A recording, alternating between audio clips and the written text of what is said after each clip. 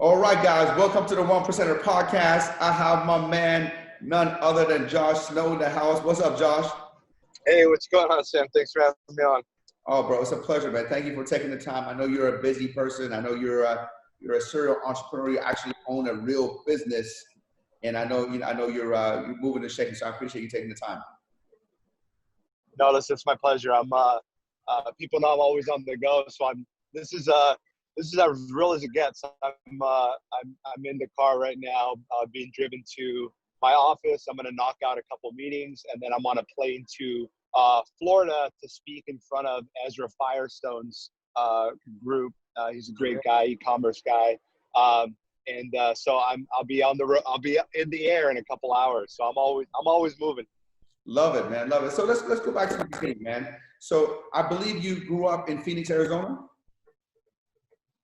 That's right. Born and raised in Phoenix, Arizona, and it's a good place. It's a good place to be. Other than in June and July when it's 115 degrees, Right. but it's a good place. Yeah, born and raised, and I went to Arizona State University as well. So and we're still based here in Phoenix, Arizona. So I haven't really left. I travel a lot, but I always come back. Got it. Got it. So tell me about the beginning days, man. I know you. I know a little bit about you. You know, you started building websites. You had an internet marketing. Can you explain a little more about the beginning days and how your entrepreneur journey? I know you didn't want to be an entrepreneur. You didn't know nothing about an entrepreneur. That's something that just came to you. If you don't mind elaborating on that. Yeah, it comes down to, um, I was 12, 13 years old. I'm the youngest sibling in my family. My brothers and sisters, unfortunately weren't able to go to college and all that. So I'm the first in my family to, graduate college and everything. But I really what it came down to was I wanted to make enough money that, I would live a good life, that I could help my family out, and that I could help others. So I wanted to be a doctor. That's kind of what I was like, oh, I could make decent money, make enough to help my family out. I could help people, help the community. So I was like, okay, I think that's what I want to be. And I kind of stumbled into entrepreneurship because I wanted to get a job and nobody would hire me, at 12, 13 years old. And I happened to be at the library, the public library at the time, and we didn't have a computer at home. So, I was surrounded by computers and books, and, I picked up a book called How to Design Websites for Dummies, or How to Make Websites for Dummies, and started reading that aisle. And I've always been fascinated by computers. I was never necessarily like the best at it, but, I was fascinated by it. And then I said, wow, this seems like realistic. I could make a website. Like, that's pretty cool. So I started making, programming, and I didn't even know what programming was. I was a high school, like jock. I played football and track and field, and I always been in sports since I was a kid. And of course, I was always into cars. And there's something about that. I think, especially for young men, putting that Lamborghini on poster on the wall and sitting there, you start to think. You say, okay, I want to drive a car like that one day. And I was taking the city bus at the time. I didn't grow up with really, no silver spoon, anything like that. My dad immigrated from Spain, left everything he had there.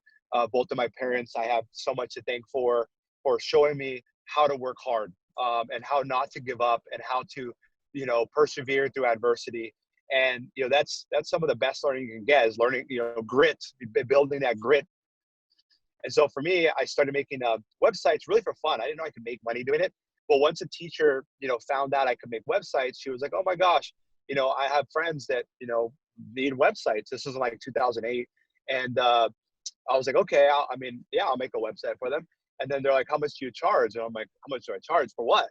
And they're like, to make the website. And I'm like, oh, you could charge for that? And so I remember going to Google and I was like, how much should I charge for a website, blah, blah, blah. And I think I charged, whatever, 500 bucks or something the first time, which was a lot of money for, 13-year-old kid. And I made the website in a weekend, and it was fun doing it. Like, I enjoyed it. And I was like, oh my gosh, this is amazing. And like, once I realized that I was pretty good at it, and I didn't know I was good at it. I came back to school that Monday. I think they asked like a Thursday or something. I came back Monday with the website done. And the teacher was like, oh my gosh, you finished the website, like everything, like you did all this, Josh, like, whoa. And I said, wow. I guess I'm good at this. So I'm like, I'm pretty good at it. Really, I was good at it because necessity is the mother of everything. So I was like, I want to make $500.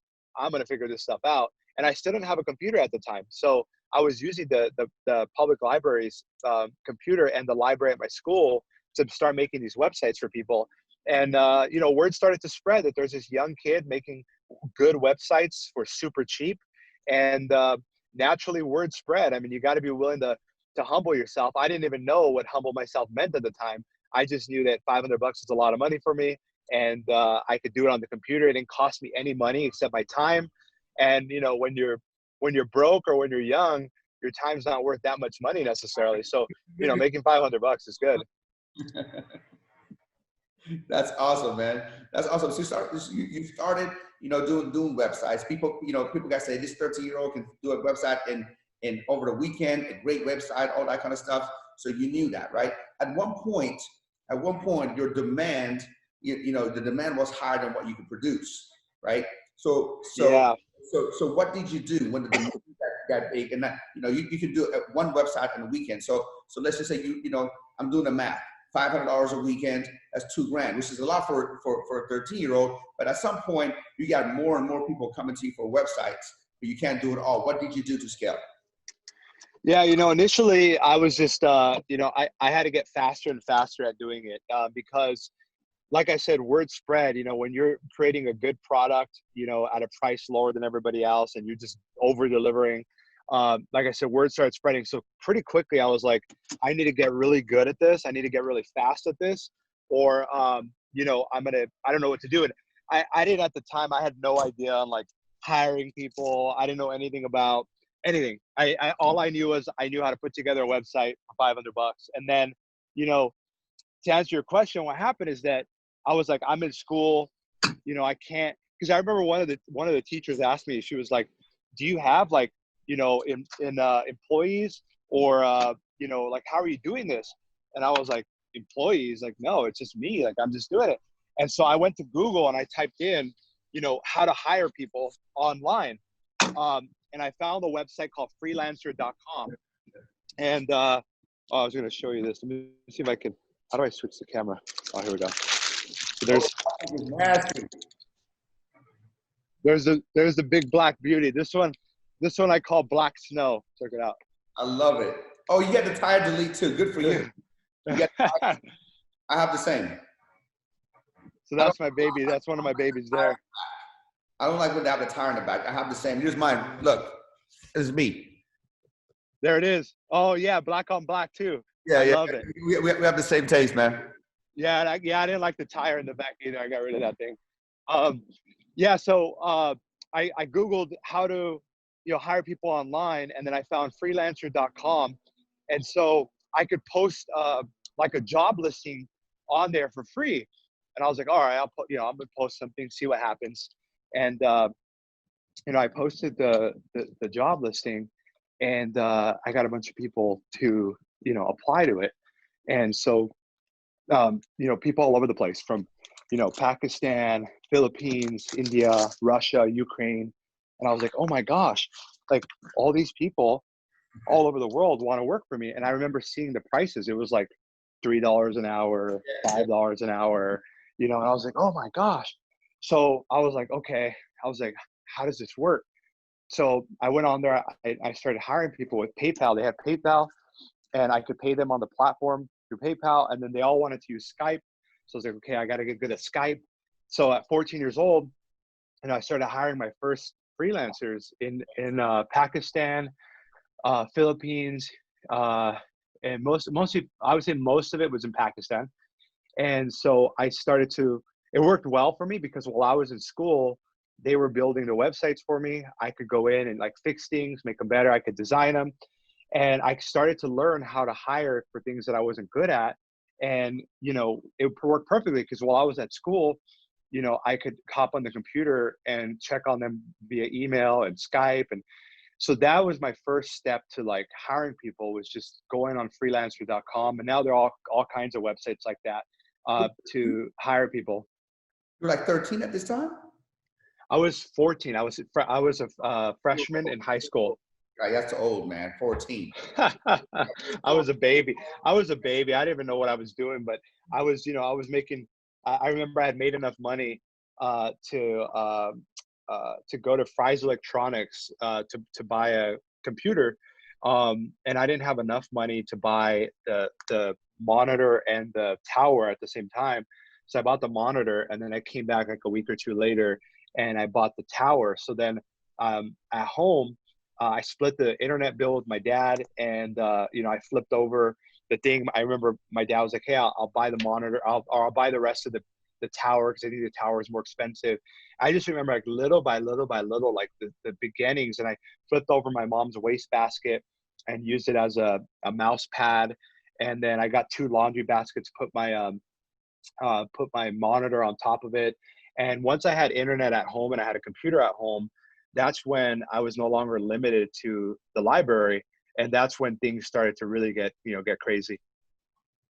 That is crazy, man. At such a young age, you're already hired. You go to school, you have a bit successful business, you learn to program, make websites, and now you started learning the art of, hiring, delegation, and, kind of expansion and scaling, which is amazing. I saw one of your interviews, and this is so crazy. You made this very simple. You said business is simple. You buy cheap and you sell higher. Buy Right. high. And this is something that my 5-year-old I taught him. I'm like, I was my 5-year-old was saying that the other day on that. People are trying to make it so complicated. At one time, you discovered like AliExpress and Alibaba, and you said, you're getting, cables for like 30 cents and buying, some on Amazon for like $30. So where did that art of hustle came? The art of hustle, you were hustling at a young age, you were going after making money. Is it because, because, I've been studying you, is it because you wanted to drive a Lamborghini? You always wanted better things in life. And I know, on one of your interviews, you said that, in the beginning, it has to be about that. And I can't agree with you more. For me, it has to Mm-hmm. be about that. Then when you get there, you go, no, it's not about that. It's about fulfillment. It's about, serving. It's about giving. And I've traveled through the same journey where for me, it was about the mansion. It's about the cars, and things. Now, when I got here, I'm like, well, these are cool. Don't get me wrong. I love cars and this and that. But, now how can I serve other people? Now, how can I, do that? But without that benchmark from the beginning, you know what I mean? It's hard to be motivated and it's hard to be excited about going after and getting it. A 16-year-old or a 14-year-old kid or a 13-year-old kid, they're not really motivated by fulfillment at that moment. They don't understand fulfillment because they still want to acquire things and get things and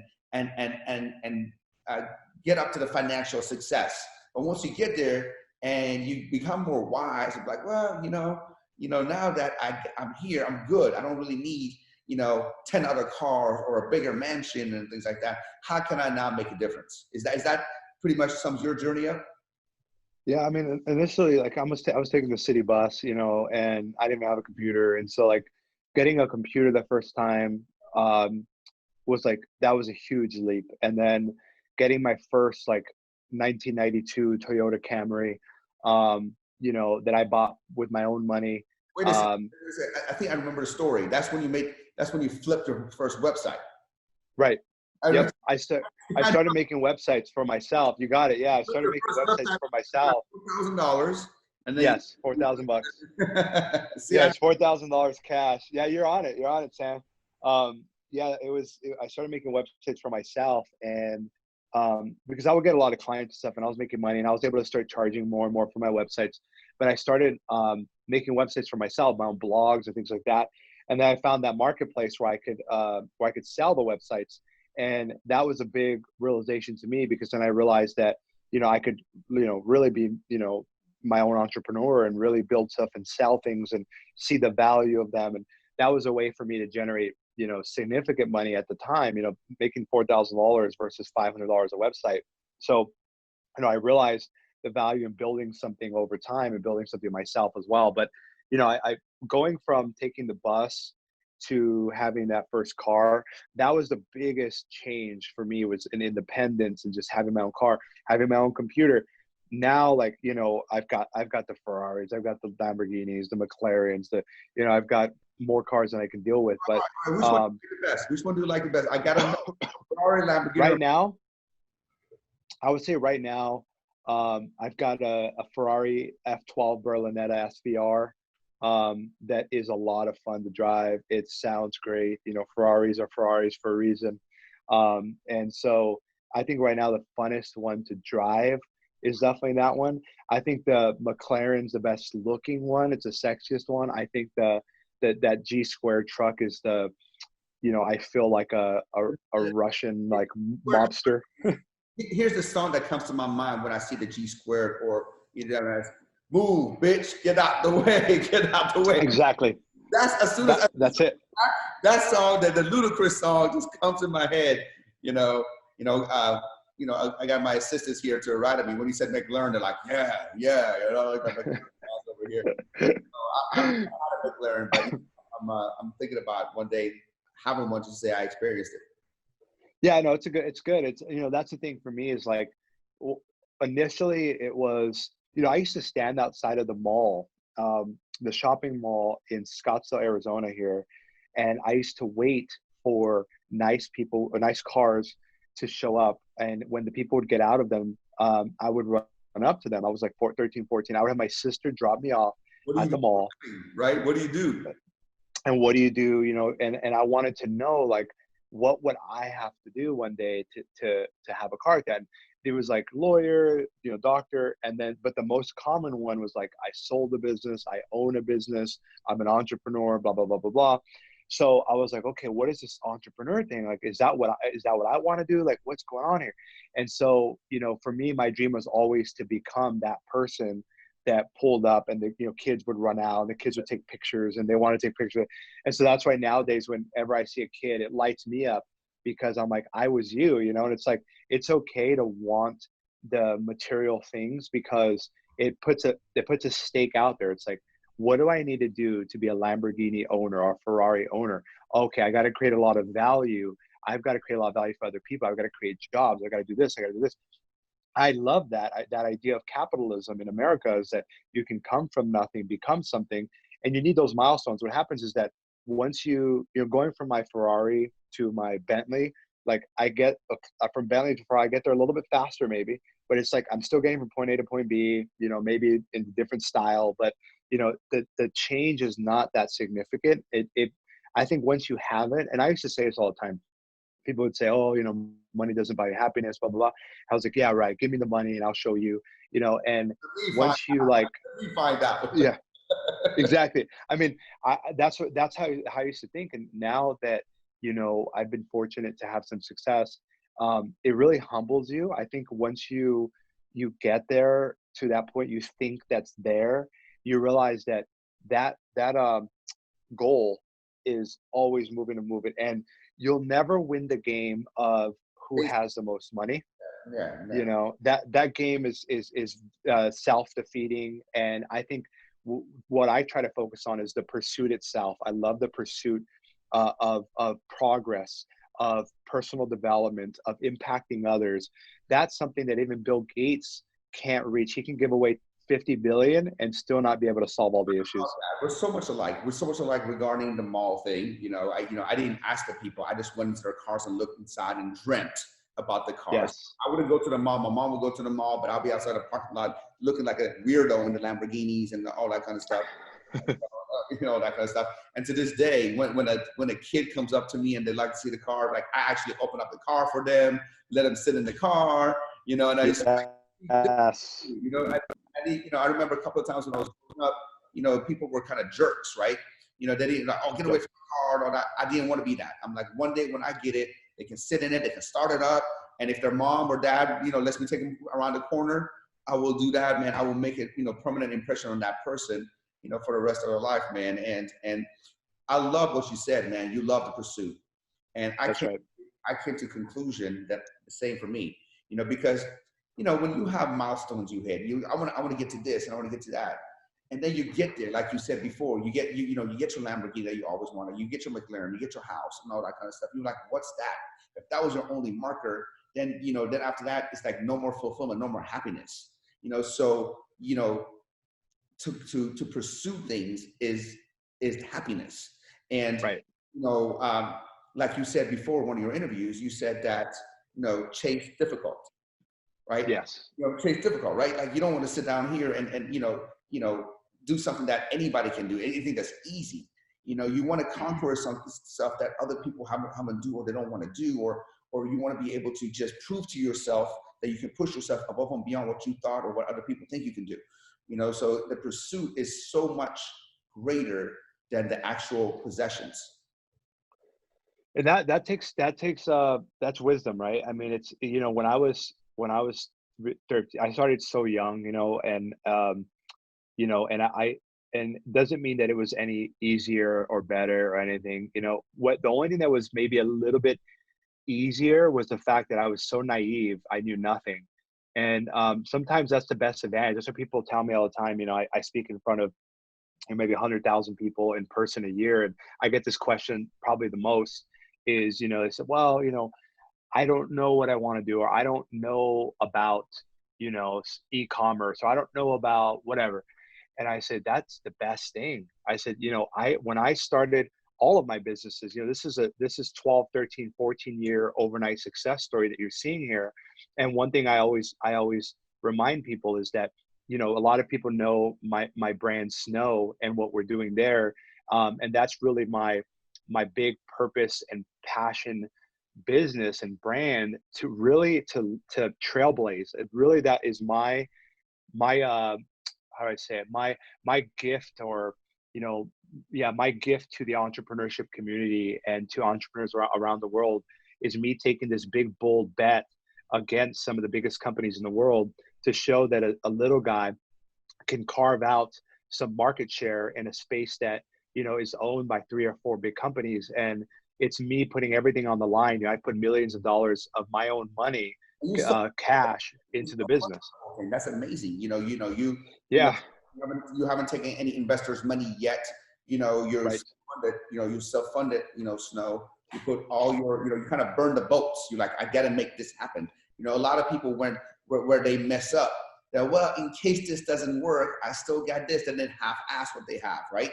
You burn the boats, you burn the bridge. You're like, I can't go back. I'm going to put all, everything in here, man. I mean, you've been successful. You had the SEO down. You started making, you started flipping. Then you got into internet marketing. You started doing affiliate marketing. You done all that. But then when you saw there was a need, there was the stripes, right? And there was a dental group. You saw, but there's nothing in the middle. You found a solution to a problem, and then you went all in. And even though you were going against the Crest and Colgate, Right. I mean, these are the giants of the industry. You knew that you had something that they didn't know. You put all your thing in it. You risk everything. Let's talk about risk taking. How important is that on your way to success? Every day I wake up, here's the thing, before I started Snow, I made my first $1 million at 17 years old. So, I've been doing this I just turned 27. So, I still feel like a baby. I still feel like I don't know anything, but, the scratches and bruises certainly show that I've been willing to put my face out there, my body out there, and you've got to be willing to do that. And, before starting Snow, and I always clear this up with like audiences and stuff, is, I pay myself $60,000 a year from Snow. That's it. It comes to about 40,000 after taxes. That is all the money I've ever taken out of Snow, is 40,000 a year that goes into my Bank of America account. That's it. I don't use it as a piggy bank. I don't buy my cars with it. I don't eat fancy dinners. I'll buy a coffee every once in a while, and I'll use the business card. And even then, I'm like, should I use a business card? Am I really? I'm literally, and I wasn't always like that, but I wanted to do this purposefully. I wanted to burn the boats in many, many ways. And I'm fortunate to have lots of different income streams that afford me my lifestyle. But, I'd be willing to give away all the cars. I'd give everything away if I had the purpose, because for me, it's about risking it all. And the best person to bet on is yourself. And so for me, before I started Snow, I had, a Lamborghini, Bentley, my big house. There was no reason for me to be like, I could have just sat there and just be like, I'm just going to invest in advice companies and I'm just going to run some cash flow businesses and kind of just hang out for the rest of my life. Instead, that's how you know entrepreneurs are crazy. Instead, I said, I'm going to throw everything on the line. I'm going to take all my comfort, all my security, millions of dollars, and I'm going to throw it into this bet where I'm going to pay myself $40,000 a year. And I don't know, let's see what happens. Like, that's how you know entrepreneurs are crazy. Because we are kind of like, gamblers, except we're gambling in a game where we can really control the odds. And the player is yourself and your team, which you have 100% control over. So for me, I'm addicted to the pursuit. And for me, it's like, I could be wrong. At the end of all of this, I could be wrong. My big bet could be wrong, and we could get squashed by the big guys, or I don't know, something might happen. Who knows? But for me, I said, if I do this for 10 years, am I going to impact people? Am I going to inspire people? Am I going to learn a lot? And I'm not going to start from nothing the next time around. I'm going to start from this experience. I said, it's worth it. What else am I going to spend millions of dollars on? I could buy a Bugatti and a Pagani, and then the money's gone and I have fun. I was like, for me, driving my Ferrari, running my business most of the days is way more fun than going, 160 miles per hour in a Ferrari. So for me, it's like, this is my passion project, and I purposefully pay myself $40,000 a year. I purposefully put, millions of dollars into this, and you don't have to do that. I'm just saying you have to, at whatever level you're at, you have to be willing to go all in, even if that means not just from money, but from a psychological, mental aspect, and say, look, I'm going to go all in on one thing for 10 years. The problem is people underestimate what they can get done in 10 years. They overestimate in 1 year. So they're like, oh, next year I'm going to 10x revenue. In reality, you think, okay, what would my business look like 15 years from now? And if you don't see something 15 years from now, what are you doing? It's like, unless you're doing like a short term, kind of, cash flow type of thing so that you can do your big long-term thing. For me, it's like, how can I spend 50 years doing one thing? And it could be different businesses, but like, where do I focus? So for me, I went through, after selling one of my last companies, I went through a little bit of like a burnout, depression. I didn't know what it was, but I was like, why am I like feeling like this? Like, I have all these cars and everybody's like, Josh is the man, blah, blah. And I'm like, why do I feel so bad about myself? It's because I didn't have my vehicle, which was my purpose. And if you don't have that vehicle, it doesn't matter how many vehicles you have, Bugattis and Ferraris. If you don't have that purpose, you are not going to get there. And the people you look at, Elon Musk, Steve Jobs, rest in peace, Jeff Bezos, these guys are not doing it to make more money. They have more money than anyone in the world could ever think of spending in a million years. They're doing it because they're on a mission. And a man on a mission and a woman on a mission are very dangerous if they stay focused. No, I 100% agree with you on that. We definitely have the same mindset. So you are already successful. Now you're successful again with Snow. What are you planning on the future? What is right now your main priority? With what you're doing in life. You're 27 years old, multi-millionaire, major first million. You say it's 15 or 17? 17, yeah. Christ, man, I would have been dead at 17. I will be dead. I'm not even joking. At 17, if I had $1 million, God knew me to not give me $1 million at 17. You're so sure. You're so focused. You know what I mean? And so what's next for you? I'm gonna just love watching you from the sidelines, how we evolve, because I wonder where you'll be in 10 years. 37. You're 27 years old. 37. Where would you be? Where do you see yourself going? What are you doing with Snow? And what really, really now is the motivating factor for you? Yeah, that's a great question. I've been spending a lot of the last year or two speaking on stages and getting in front of my people, which are entrepreneurs, self-starters, people on a mission. And so for me, that's been really fulfilling. For me, I also, have a nonprofit program that is a passion of mine that I've been involved with for coming up on 10 years now. And it's helping students like myself who, first to graduate in the family, they're interested in business, but they've never been to a campus. Their family can't pay for their college education. you know, and helping them get on campus and get experience and all of that. And we do like a Shark Tank style program where they come up with a business and just showing them, you know, how capable and powerful they can be at 16, 17 years old. So I think, you know, in terms of speaking in front of entrepreneurs, helping entrepreneurs, inspiring entrepreneurs, that's key. I want to continue to do that for the rest of my life. I want to keep that a priority, doing things like this, getting on podcasts, sharing whatever I can to be a beacon of hope or inspiration for someone. That's huge for me. And I think that in terms of business, you know, building a brand especially building a brand in general, but building a brand in the direct to consumer or, you know, physical products space, is probably one of the hardest things you can do as an entrepreneur. It's very difficult. You know, everything's difficult, but, and I chase difficulty. So that's what I asked for. But, you know, it is very, very difficult. So I think that once you get momentum going and you have something that you're passionate about, your shiny object syndrome pretty much dies as you grow, because you realize that you're always behind. And when you got a growing brand, I'm over here thinking, if I think of just one sector of my business, that's why it's important to be an expert generalist as an entrepreneur. If you want to earn the right to be a founder and a CEO, then you've got to earn the right to lead an incredible team. And in order to do that, you've got to know, like, I'm looking at accounting, I'm looking at spreadsheets, financial projections, I'm looking at financial models, I'm talking to banks, I'm talking to my team about supply chain.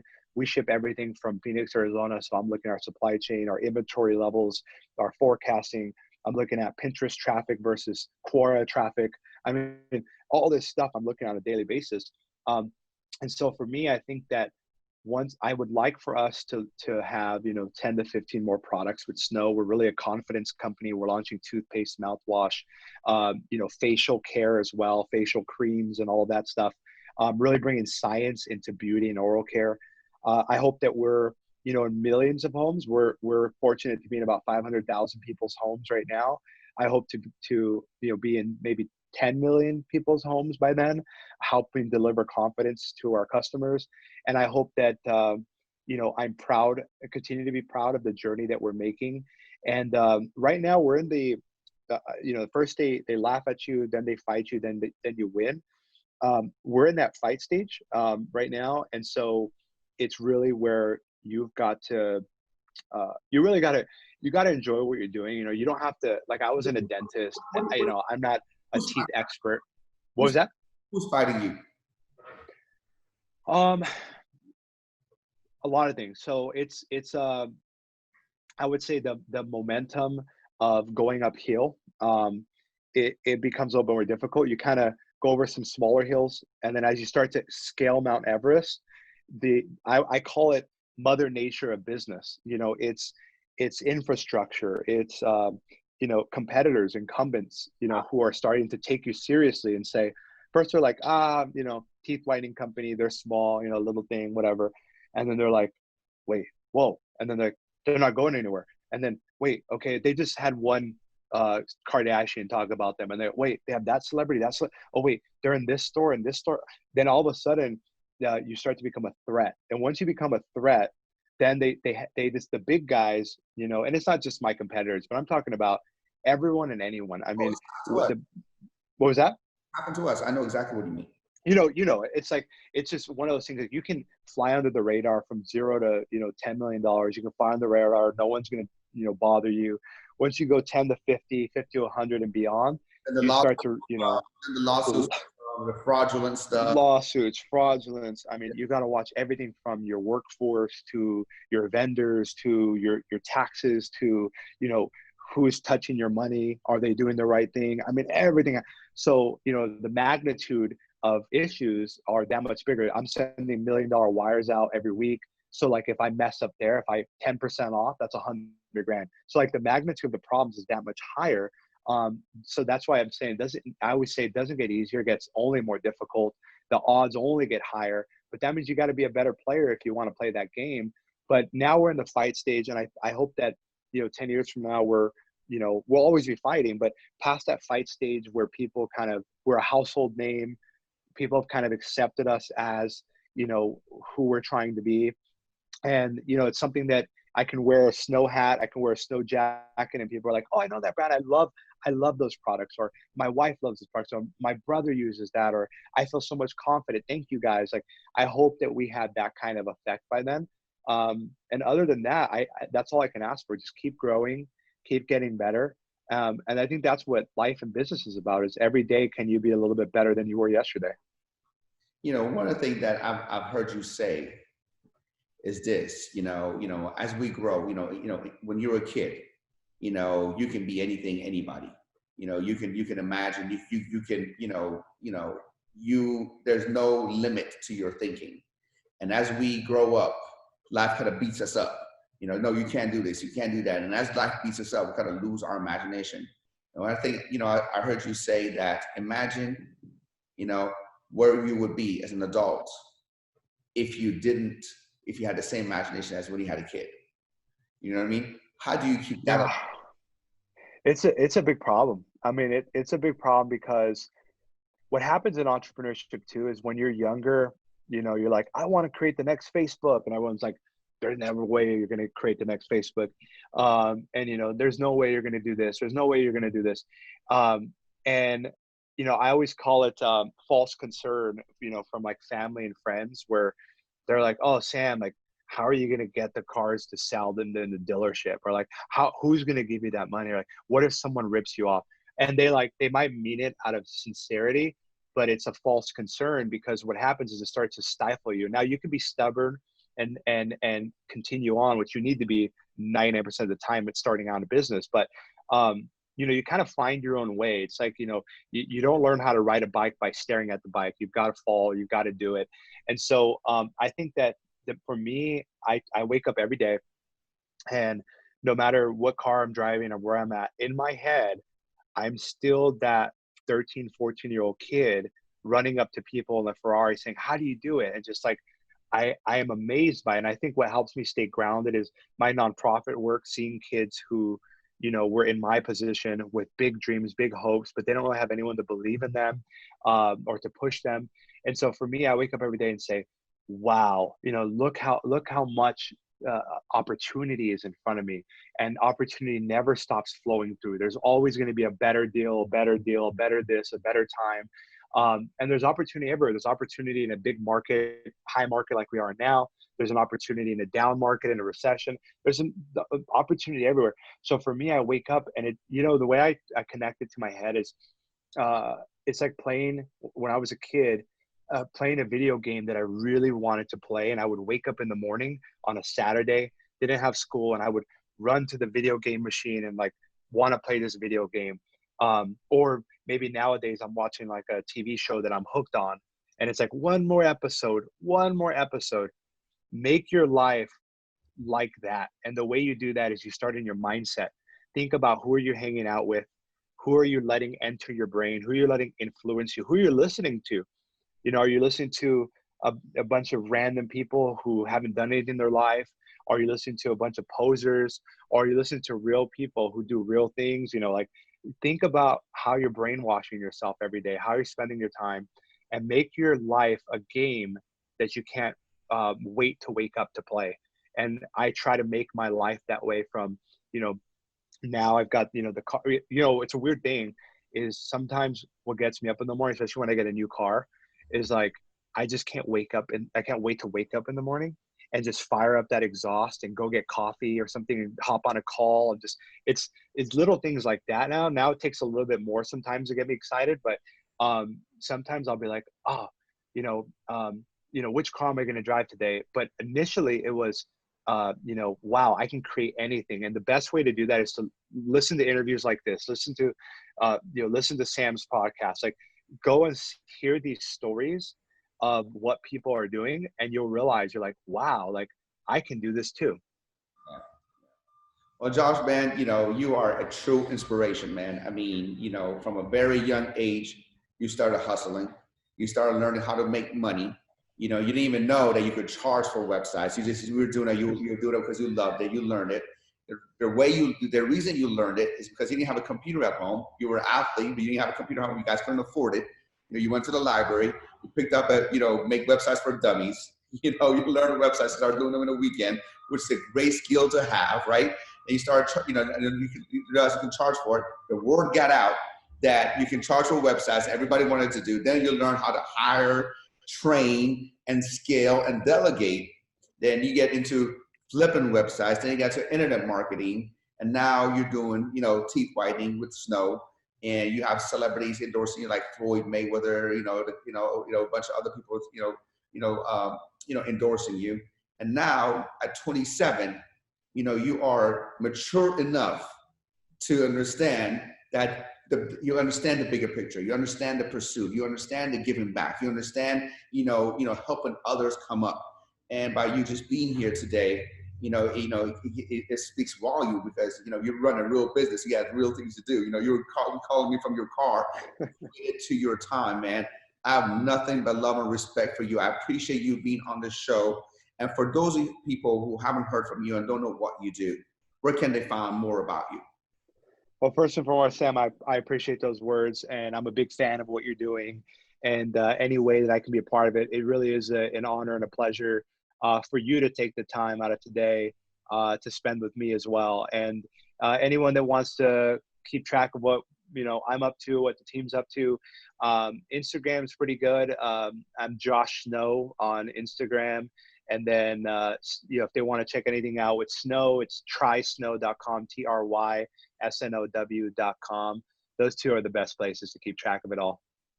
Well, brother, I appreciate you. Thank you so much. I'll send you a direct message with my phone number. Please keep it on Rolodex, for yourself, and let me know anything I can ever do to help you or serve you, or anything I can do for you, man. I truly appreciate your time, man. And I'm going to look forward to watching on the sideline and blow up even more at such a young age. It was a pleasure, brother. Thank you, brother. Pleasure. Talk soon.